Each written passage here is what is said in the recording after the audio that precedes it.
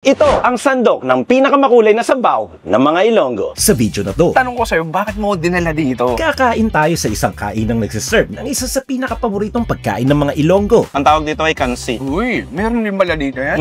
At bukod sa namit ginda sabaw ay titikim din tayo ng manyaman na Kapampangan sisig. Habang umuusok siya, kuha na. Kakain na. Oo. Pag Kapampangan ka, walang pasok-pasok. Meron naman, hihipan mo ang mga 2 beses.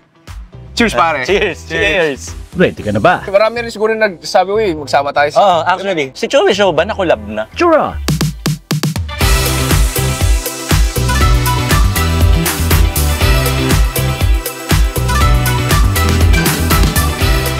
Hello mga Cubs! Welcome back sa Team Canlas TV para sa isa na namang Travel for Food episode. At ngayong araw, nandito tayo sa Sisig Capital of the Philippines. Welcome to Angeles City! Alis na ako? Ito na yun? Okay. Okay, thank you.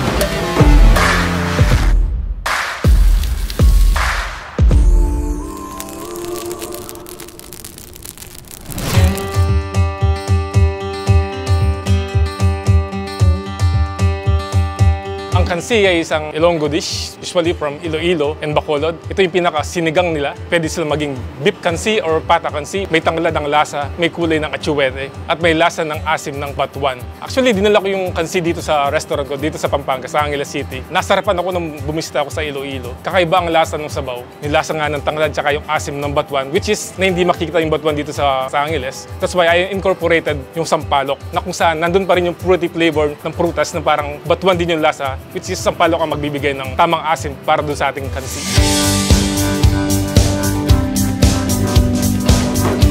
Ako po si Catalino Licop, may-ari ng Kusina de Parilla na nagsuserve ng paborito ng mga Ilonggo, beef kansi at ang ating masarap na pork sisig. Meron din po kami sineserve na crispy pork sisig na kung saan crunchy, tapos asim ng kalamansi at yung pagkapait ng konting chicken liver na hinaluan ng freshly ground pepper. Instead of inihaw namin yung baboy, pinipirito po namin then chinachop. Ibang-iba yung lasa dun sa inihaw na pork sisig tsaka sa crispy na sisig. Medyo mas malinis ang lasa, mas malalasaan mo yung asim ng kalamansi, yung lasa ng sibuyas compared dun sa inihaw. One more thing is less mamantika compared dun sa inihaw na sisig pag umorder sila na ng pork sisig. Meron na kami naka-pre-fry na baboy. So parang pagsasama-samahin yung may sibuyas, yung piniritong baboy, nakachop, mga pantimpla natin, paminta, asin, kalamansi, saka yung na-blender na atay ng manok. And then pag-alo-aluin po yun, then maglalagay ng system plate sa mainit na apoy yung kusinero namin. Hanggang pag mainit na po yun, doon pa lang nilalagay ng butter. And then sabay lagay ng mixture ng crispy pork sisig at isa-serve na po sa customer namin. Para sa akin, ang sekreto ng pork sisig, tamang sequence ng simula sa pagtimpla, sa apoy, tsaka pagsaserve sa customer. It's more of a execution.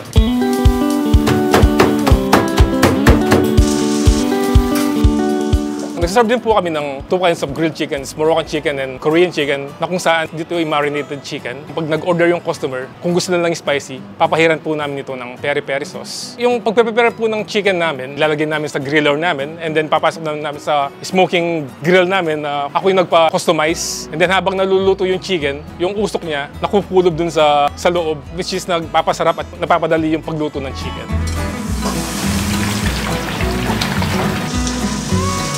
Nagsimula ang Kusina de Parilla way back January 28, 2012. Our concept is very simple lang. Dapat talaga take-out lang siya. Since may space kaming medyo malaki-laki na konti, we provide dining experience na sa mga customer namin. So it's almost running 13 years na po ang Kusina de Parilla. Kusina de Parilla, ibig po sabihin, as it is, kusina, it's kitchen, and then Parilla, sa hindi nakakaram, is a Spanish word which means grill. So it's cuisine of grill or cuisine of grilling.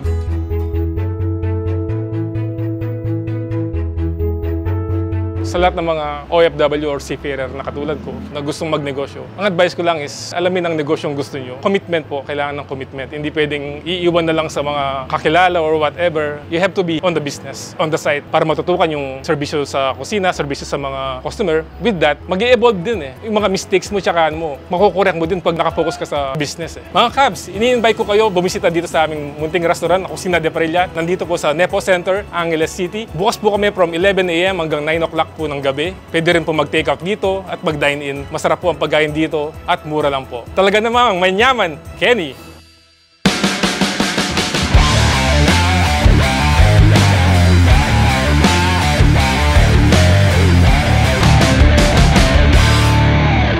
Manganta na mga kap! Halika, kumain tayo dito sa Pampanga. Tara! At welcome dito sa Angeles City para tikman itong sisig tsaka kansi. Kasama natin, the one and only Chewy Show. Pops, maraming salamat.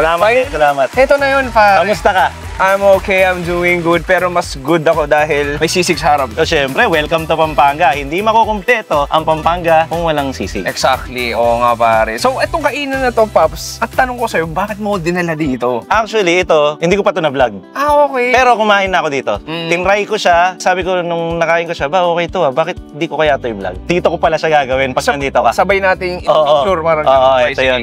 First time. Na-try mo na ang iba't ibang klase ng sisig sa Pampanga. Pero ito, baka hindi pa. Ah, pare. So, subukan natin. I Tara. can't go wrong with any kind of sisig. Sige. Ano, patakan na natin? Oh, sige. Oo, yan. Para kang lokal Oo. Tama. Alamansi. Tapos konting halo lang yan. Konting halo lang. Yan. Tapos kuha na tayo. Habang, Okay. ang maganda dyan sa mga sisig dito is, habang umuusok siya, kuha na. Kakain na. Oo. Pag kapampangan ka, walang pasok-pasok. Meron naman, hihipan mo mga 2 beses. Cheers, pare. Cheers! Cheers! Alam ko, iba-iba na yung mga nakain mong sisig, diba? Pero ito, something different na naman. Oo, pare. Ang ganda kasi, dalawang klase ng texture eh. Yung typical na parang patty na ma-organ na sisig. Crispy. Parang pinirito version, kaya yung smoky effect is hindi yun yung inaasahan nyo. Pero yung lutong naman, yung texture, goods. Galing. Tsaka yung ano, importante yung lasa ng atay. Yun. Doon pa rin, hindi nawawala. At saka yung asim. Oo, sarap ha, sarap. Napaka-important. Oo, to be fair, masarap siya. Ibang atake, kumbaga sa sisig, is para siyang yung pinaka-kanta, yung lasa yun yung genre. Ibang genre na naman yan. Oo. Kumbaga sa dami ng klaseng sisig, hindi lang sa Pampanga, na-invento sa Manila, iba-ibang parte ng Pilipinas, kahit sa ibang bansa. Ang sisig, sabi nga nila, parang the new adobo na yan eh. Parang dami ng klaseng atake, Iba-ibang dami version. style. Makatikim ka pa rin ng bago na, pero sa same time, masarap eh. Totoo. Ini-innovate kasi yan. Parang ano yan, technology lang yan eh. Nag-upgrade, nag-improve. Katulad lang din sa sisig. Iba-iba yung version, pero end of the day, sisig pa rin siya. Alpax, may kulang dyan sa sisig. So, kuha tayo dito. Okay. Ano pang balanse? Kagat muna na sili. Agad muna. Oo. Sige. Ang dahil, ba't gano'n? Ang lakas sa akin. Pero pula ko. Pula to. Ako'y nag-aya. Cheers, pare. Cheers. Di ba? Ito yung mahilig din sa manghang yan. So, mas gaganahan ka kasi pag ganun. Umalis muna tayo saglit sa Pampanga. Meron sila dito. Uso to sa Bacolod tsaka sa Iloilo. Ito yung pinakasinigang doon. Ang tawag dito ay kansi. Uy, meron din pala dito yan? Ngayon lang ako nakakita ng kansi dito sa Pampanga. So, kung meron man, sorry po, hindi ko alam. Ito ang alam ko. So, Pops, dito sa Pampanga, medyo bihira yung may Ilonggo cuisine. Sobrang bihira talaga, Paps. Kasi ikot na ako dito eh. Pero wala talaga ako nakikita eh. Kuha lang tayo dito. Ito yung sabaw niya, mamula-mula. Tapos meron sana ng baka, syempre. Tsaka expected mo sa kansi, dapat maasim. Yeah. Cheers! Sabaw muna. Oh, maasim na. Meron, sarap. Para akong nakakatikim ng something na parang Indonesian or Thai. Medyo, okay, sabaw, okay, no? oo. Parang ganun siya. Fruity yung asim niya. Inisip ko kung batwan nga gamit nila eh. Masampalok na may tanglad. Oo, okay. Kasi yung Yeah. asim ng batwan medyo mas para siyang bayabas eh. Pero I mean, masarap pa rin. Ang ganda ng kalidad, no? Hindi rin yata basta-basta nakakakuha ng batuan sa loob, Kasi diba? malayo-layo rin, oo. Pero I mean, to be fair, masarap siya. Alam mo yung kapal, hindi sebo eh. Beefy, yung broth Oo. niya, lasang-lasa mo pa rin. Meron kang lasang baka tapos lasang asim. Oo. Pag kinumbine mo, tapos mainit yung sabaw. Tapos umuulan pa. Yun. Yan ang perfect. Bumagay pa yung weather Bumagay pa talaga. talaga. Solid. Oo. So galing na tayo, Paps, sa Pampanga. Oo. Galing na tayo ng parting Visayas. Punta naman tayo Morocco. Uy! Ang lapit ha!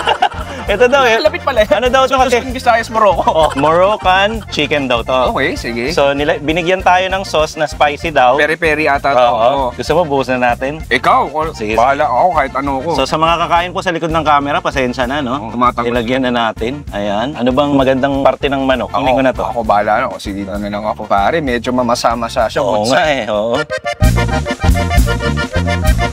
Ay, mga nga. Parang ito yung definition ng ano yun. Mm. Flavors pare. Oo. Ang daming ganap oh. Ang dami sumasabog sa bibig, no? Parang marinated, parang hindi pang Pinoy lang eh. May something, kaya ka Moroccan yan. I mean, ha? di ko alam kung definitely somehow, di ko alam kung may cumin ba siya. Pero nandun yung bango na parang iniisip mo kung medyo Arabic siya. At sa Parang same time na, Parang may curry nga din eh. curry flavor nandun. But, pinaka nang ibabaw sa dito yung pagkalambot, yung juiciness niya. Actually, ito yun. Sarap. Kasi kahit biyakin mo siya sa gitna, Oo. juicy pa rin. Hindi siya dry, hindi siya yung nanuyo, nanigas, hindi siya ganun. Kumbaga, tama yung temp. Nung niluto siya, tama din marinade. Ang kainan na to, so hindi siya Kapampangan cuisine. More on parang may innovation. Iba-iba. Modern na siya. Okay. Sama-sama. Pero yung sisig niya, Kapampangan sisig naman yan. Na-consider talaga. Consider naman, kung prito siya o inihaw, sisig pa rin siya. So wala naman siyang hinalong iba. Ganun pa rin naman siya. Galing. Sarap ha. Walang tapon pare, walang tapon. Napapakamay nga ako eh. Hindi ko nga napansin na 13 years na daw to eh. Totoo. Sabi ni Sir 13 years na pala to. Hindi kasi ako napapabanda dito. Lagi lang ako nandun. Kasi ito yung parang extreme, no? Kasi parang one way naman to. So yun, pero nasa maps naman kung gusto nyo i-try kasi totoo talaga sisig. Okay siya. Solid. Dapat yan, pag kinakain yan, may toyo mansi. Ay, sige. Pampakate. Ay, yan. Sige. Medyo makati ito eh. Oo. Yan. Okay.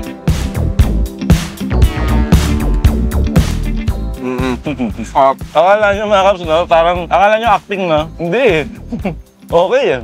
Ang controversial niya eh. Sa episode natin yung pinag-usapan ng sisig.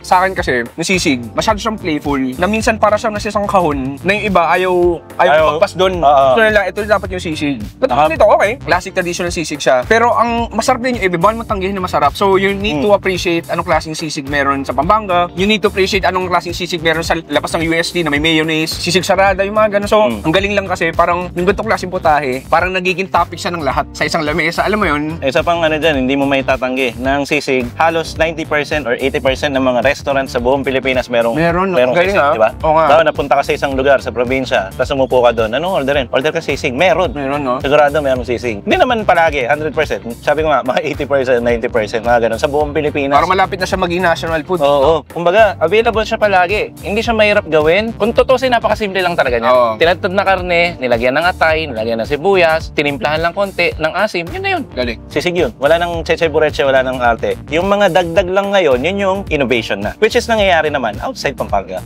Nangyayari yun. Sa Manila, nakakain ako ng mga ganun. Sa ibang probinsya, ganun din. Okay lang naman yun. Hindi naman kinlame na Pampanga sisig yun. Para lang mali. Maganda na meron tayong perspective ng Kapampangan na about sisig. At least na appreciate nila na okay.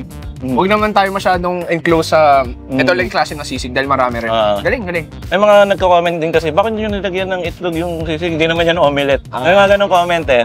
Siyempre may mga purists din natin, mga iiwasan yun. Naiintindihan naman natin yun. Pero yun nga, hindi naman nila sinabing sisig Kapampangan yung ginawa nila. So okay lang, dapat nga proud tayo kasi yung sisig, parang natuwa sila, inano nila, ine-enhance. Yan lang. Opinion ko lang yan. NI. Thank you. Opinion ko lang yun, huwag nyo kawain. Sa Reddit ka na. Bukas lang ang ano ka doon. Bukas lang ang... Akan sisig, hindi mo kailangan.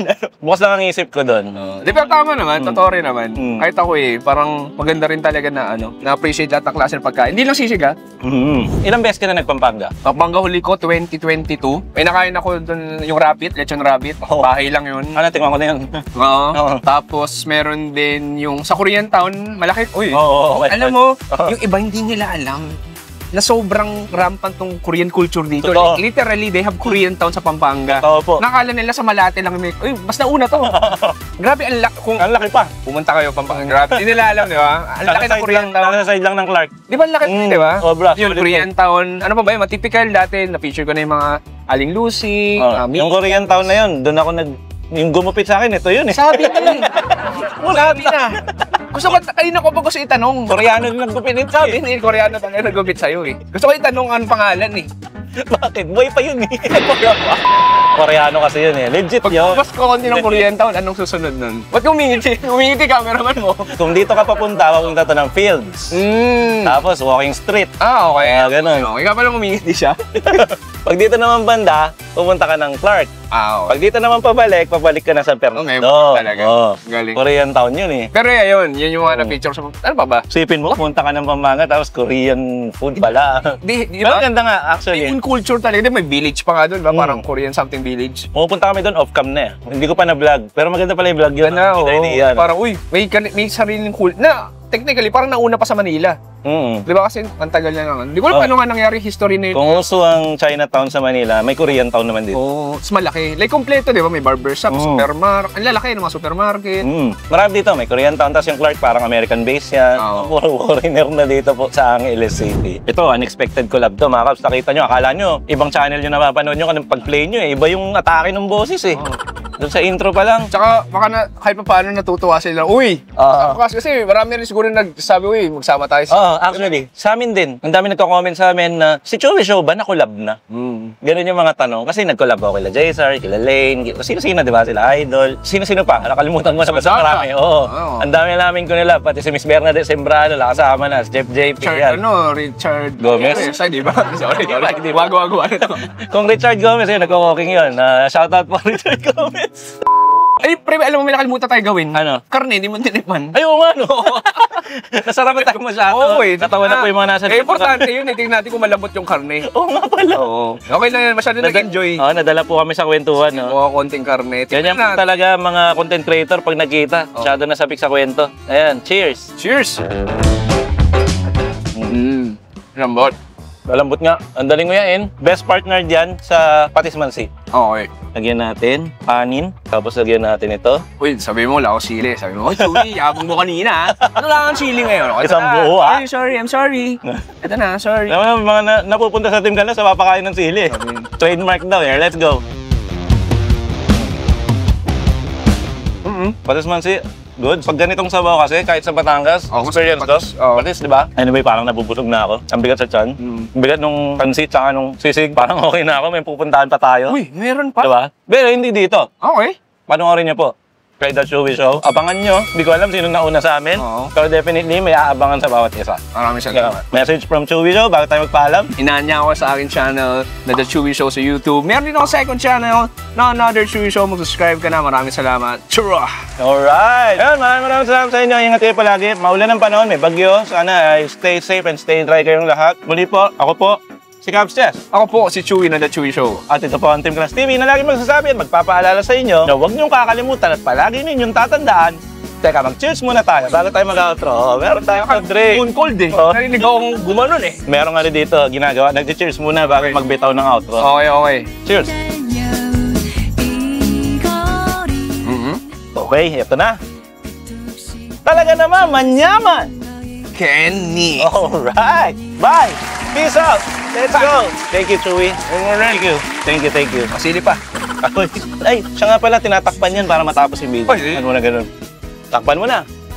Alright!